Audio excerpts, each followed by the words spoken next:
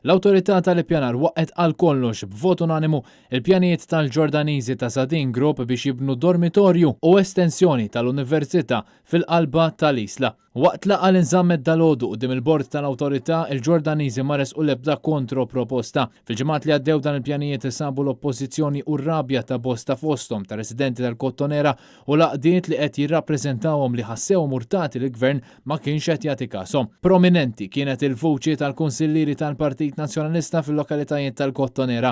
Magħhom kienu naqdu wkoll il-Viċi Sindku Laburista tal-Isla u l-eks Sindku Laburista tal-Lokal, din l-Art Ħelwa, il-Moviment Graffiti u diversi esperti.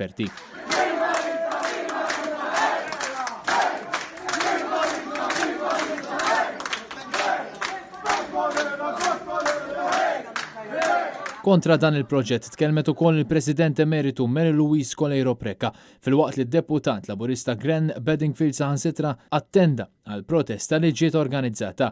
Fl-aħħar ġimgħat il-parkeġġ li kienet jintuża mir-residenti ttieħed għal kollox mis-sidien Ġordaniżi għax dawn diġà kienu xtraw l-art mingħand il-gvern meta ħareġ bl-idea ta' università li qatt ma laħqet l-aspettattivi tagħha.